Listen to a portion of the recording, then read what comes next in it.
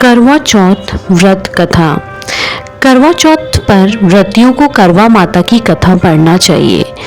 इस कथा को पढ़ने से सुहाग की उम्र लंबी होती है, इसलिए आप भी करवा चौथ का व्रत के समय यह कथा जरूर पढ़ें।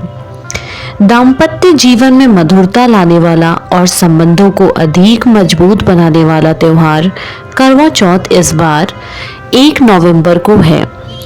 आज के दिन सुहागिन महिलाएं पति के दीर्घायु के लिए व्रत करती हैं और शाम को चांद को अर्घ्य देने कर छल्ली से पति का चेहरा देखकर व्रत तोड़ती हैं।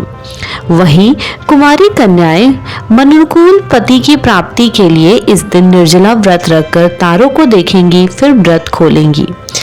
चलिए तो आज सुनते हैं इसका व्रत कथा। करवा चौथ की कहानी है कि देवी करवा अपने पति के साथ तुंगभद्रा नदी के पास रहती थी।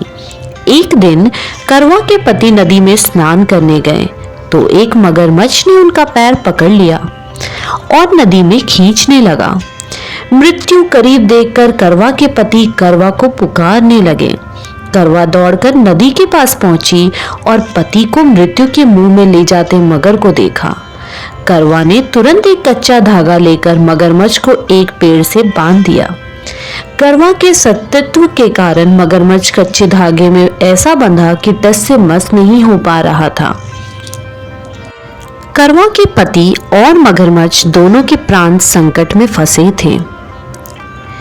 करवा ने यमराज को पुकारा और अपने पति को जीवन दान देने और मगरमच्छ को मृत्यु दंड देने के लिए कहा। यमराज ने कहा, मैं ऐसा नहीं कर सकता क्योंकि अभी मगरमच्छ की आयु शेष है और तुम्हारे पति की आयु पूरी हो चुकी है। क्रोधित होकर करवा ने यमराज से कहा, अगर आपने ऐसा नहीं किया तो मैं आपको शाप दे दूंगी। सती के शाप से भयभीत होकर यमराज ने तुरंत मगरमच्छ को यमलोक भेज दिया और करवा के पति को जीवन दान दिया। इसलिए करवा चौथ के व्रत में सुहागन स्त्रियां करवा माता की प्रार्थना करती हैं कि हे करवा माता, जैसे आपने अपने पति की मृत्यु के मुंह से वापस निकाल लिया, वैसे ही मेरी सुहाग की भी रक्षा करना। करवा माता की तरह सावित्री ने भी कच्चे धागे से अपने पति को वटवृक्ष के नीचे लपेट रखा था। कच्चे धागे में लिपटा प्रेम और विश्वास ऐसा था कि यमराज सावित्री के पति के प्राण अपने साथ लेकर नहीं जा सके। सावित्री के पति के प्राण को यमराज को लौटाना पड़ा और सावित्री को वरदान देना पड़ा कि उनको सुहाग हमेशा बना रहेगा और लंबे समय तक दोनों साथ रहेंगे।